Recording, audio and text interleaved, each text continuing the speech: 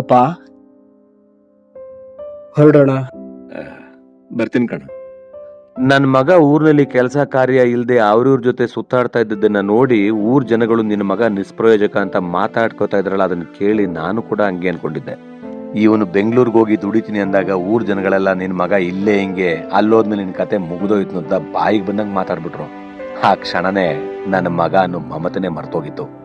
ಆದ್ರೆ ಈಗ ಕಷ್ಟಪಟ್ಟು ದುಡಿದು ಸ್ವಂತ ಆಟೋ ತಗೊಂಡು ತನ್ನ ಕಾಲ್ ಮೇಲೆ ತಾನು ನಿಂತಿರೋದು ಅಲ್ಲದೆ ನನ್ನ ಕುಟುಂಬಕ್ಕೆ ಹೆಗಲಾಗಿ ನಿಂತಿರೋದನ್ನ ನೋಡ್ತಾ ಇದ್ರೆ, ದೇವ್ರೆ, ಪ್ರತಿಯೊಂದು ಕುಟುಂಬದಲ್ಲೂ ಇಂಥ ಒಬ್ಬೊಬ್ಬನ ಮಗನ್ ಕೊಡಪ್ಪ ಅಂತ ಆ ದೇವರಲ್ಲಿ ಬೇಡ್ಕೋಬೇಕು ಅನ್ಸುತ್ತೆ. ಯಾರೇ ಆಗ್ಲಿ ತಮ್ಮ ಮಕ್ಕಳನ್ನ ಬೇರೆಯವ್ರ ಮುಂದೆ ತುಚ್ಛವಾಗಿ ಕಾಣೋದಾಗ್ಲಿ, ಕೆಟ್ಟದಾಗಿ ಮಾತಾಡೋದಾಗ್ಲಿ ಮಾಡಬಾರ್ದು. ಅವರಲ್ಲಿ ಬದುಕೋ ಭರವಸೆ ಹುಟ್ಟಿಸ್ಬೇಕು, ಅವ್ರ ಮೇಲೆ ನಂಬಿಕೆನೂ ಇಡಬೇಕು.